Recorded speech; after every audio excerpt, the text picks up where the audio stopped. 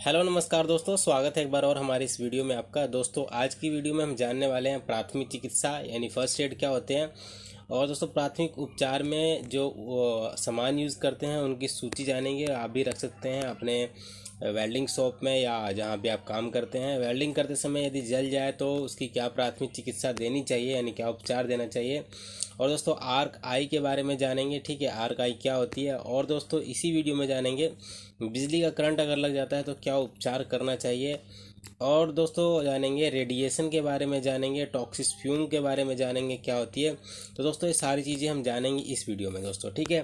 तो अगर आप जानना चाहते हैं तो वीडियो को लास्ट तक देखिए। वीडियो आपको पसंद आए तो एक लाइक कीजिएगा। चैनल को सब्सक्राइब नहीं किया आपने, सब्सक्राइब करके बेल आइकन प्रेस कर दे ताकि आने वाली वीडियो की नोटिफिकेशन आपको टाइम पर मिलती रहे, ठीक है दोस्तों। तो चलिए दोस्तों जानते हैं प्राथमिक चिकित्सा यानी फर्स्ट एड के बारे में क्या होती है।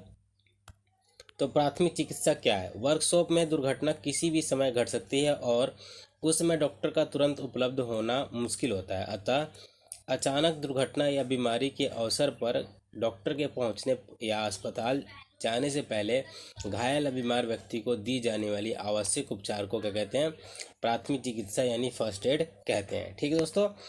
आगे दोस्तों यहाँ देखिए प्राथमिक उपचार के लिए जरूरी सामान की सूची। प्राथमिक चिकित्सा के लिए निम्नलिखित सामान होना चाहिए जिसमें दुर्घटना होने पर बीमारी की हालत में प्राथमिक चिकित्सा दी जा सके।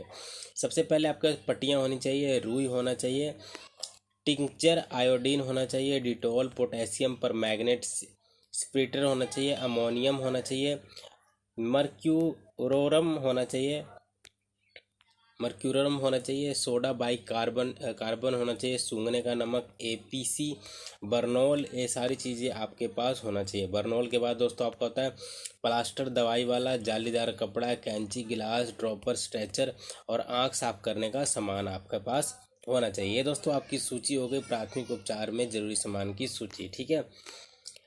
और दोस्तों यहाँ देखिए अगला जो क्वेश्चन है आपका, अगला क्वेश्चन है वेल्डिंग करते समय यदि जल जाए तो उसकी प्राथमिक उपचार विधि क्या है, लिखो, ठीक है। तो प्राथमिक जो उपचार है वेल्डिंग करते समय यदि जल जाए तो निम्नलिखित प्राथमिक उपचार या फर्स्ट एड देना चाहिए, इसको तुरंत देना चाहिए, ठीक है। शरीर का जो भी भाग या अंग जल जाए तो उसे उसी समय ठंडे पानी में डुबोकर कुछ समय के लिए रखना चाहिए, ठीक है। इसमें जले हुए भाग में जलन कम होगी तथा सेक गर्मी आने आगे तक नहीं पहुंचेगा, ठीक है दोस्तों। जब भी जल जाए तो उसको ठंडे पानी में डुबो कर रखें और ताकि दोस्तों जलन जो है कम हो और जो उसकी गर्मी है आगे तक ना पहुंच जाए, ठीक है। अगला देखिए दोस्तों, यदि हाथ पैर उंगलियां या इत्यादि जले हों तो घड़ी, टाई, बूट, जुराब या अंगूठी इत्यादि खोल देनी चाहिए।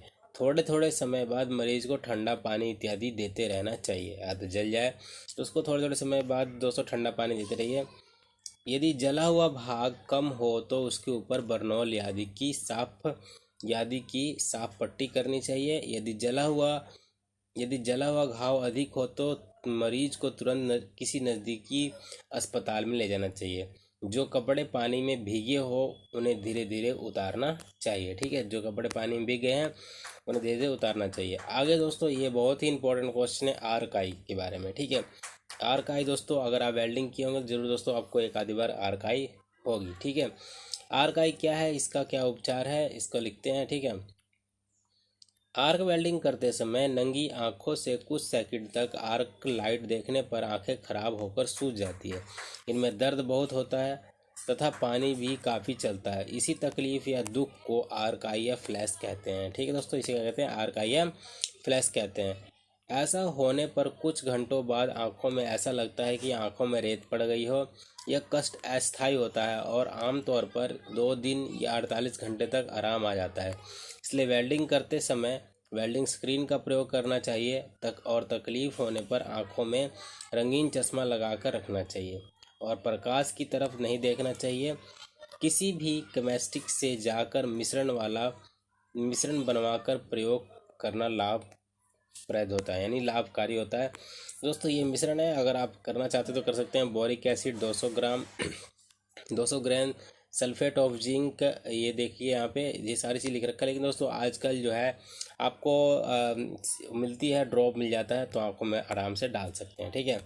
इसके अतिरिक्त आपको क्या करना है, इसके अतिरिक्त अंधेरे कमरे में आंखों पर गीला कपड़ा रखकर तब तक आराम करना चाहिए जब तक कि दर्द समाप्त न हो जाए, या आंखों में उबली हुई चाय पत्ती के फाहे भी रखे जाते हैं तथा इन्हें आंखों पर बांधकर सोने से क्या होता है, आराम आ जाता है। ठीक है दोस्तों, अगला क्वेश्चन देखिए। अगला क्वेश्चन है आपका, बिजली का करंट लगने पर क्या उपचार करते हैं। बिजली का करंट लगने पर क्या उपचार करते हैं। बिजली का करंट लगने पर निम्नलिखित उपचार किया जाता है। सबसे पहले बिजली की उस लाइन या मेन स्विच को बंद कर देना चाहिए जिसमें करंट लगा हो। ठीक है, सबसे पहले उसको मेन स्विच को बंद करेंगे। आगे देखिए, प्राथमिक चिकित्सक को तुरंत बुलाना चाहिए। रोगी के पास अधिक भीड़ इकट्ठी नहीं होने देना चाहिए। यदि रोगी की हालत चिंताजनक हो तो उसे जल्दी से जल्दी अस्पताल पहुंचाना चाहिए। यदि रोगी को सांस लेने में कठिनाई आ रही हो तो कृत्रिम श्वास प्रणाली का प्रबंध तुरंत करना चाहिए। जो भाग करंट लगने से जल गए हों उनका उपचार पहले शुरू करवाना चाहिए। और रोगी को करंट लगने पर चाय इत्यादि नहीं देना चाहिए। ठीक है, रोगी को अगर करंट लग जाए तो उसको चाय इत्यादि नहीं देना चाहिए। आगे दोस्तों, रेडिएशन क्या होता है ये भी देखेंगे। रेडिएशन संकट से कैसे बचा जा सकता है। रेडिएशन करते समय एक्सरे या गामा रे वेल्डिंग करते समय एक्सरे और गामा रेज की भांति लंबी वेवलेंथ की विकिरणें उत्पन्न होती है जिसे रेडिएशन कहते हैं। इससे बचने के लिए वेल्डर को चमड़े की जैकेट, एप्रन, ग्लव्स आदि पहनने चाहिए।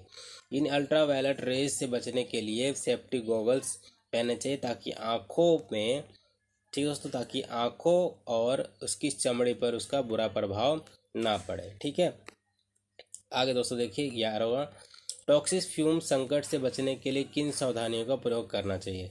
तो जहरीले धुएं यानी टॉक्सिक फ्यूम से बचने के लिए वेल्डिंग शॉप में एग्जॉस्ट फैन लगाने चाहिए तथा शॉप में हवा क्रॉस करनी चाहिए। कई बार जहरीली धुएं से चक्कर आने लगते हैं और सिर में दर्द होने लगता है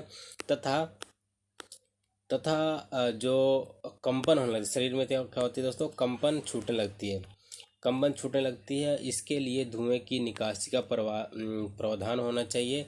इसलिए इसके लिए फ्यूम एक्सटिंग्विशर, जैसे कि दोस्तों चित्र के अनुसार दिखाया गया, ये आपका फ्यूम एक्सटिंग्विशर है जो दोस्तों धुएं को बाहर निकालती है। ठीक है, फ्यूम एक्सटिंग्विशर का भी प्रयोग किया जाना चाहिए। इसलिए जहरीले धुएं से बचने के लिए हवा का आगमन होना आवश्यक है तथा बाहर निकलने वाला धुआं साफ फिल्टर होकर निकलना चाहिए। ठीक दोस्तों, तो इसलिए ये फ्यूम एक्सटिंग्विशर लगाया जाता है ताकि धुएं को बाहर खींच सके। ठीक है दोस्तों, तो ये मैंने आपको करा दिया आज प्राथमिक चिकित्सा के सामानों की सूची। वेल्डिंग करते समय यदि जल जाए तो क्या प्राथमिक उपचार देना चाहिए। और दोस्तों आर्क आई के बारे में आपको बता दिया मैंने, बिजली का करंट लगते हैं तो क्या उपचार करना चाहिए, रेडिएशन के बारे में बता दिया और टॉक्सिक फ्यूम के बारे में बता दिया। ठीक है, तो कैसी लगी ये वीडियो पसंद आई तो एक लाइक कीजिएगा। चैनल को सब्सक्राइब नहीं किया आपने, सब्सक्राइब करके बेल आइकन प्रेस कर दें ताकि आने वाली वीडियो की नोटिफिकेशन आपको टाइम पर मिलती रहे। ठीक दोस्तों, मिलते हैं अगली वीडियो में। Thanks for watching.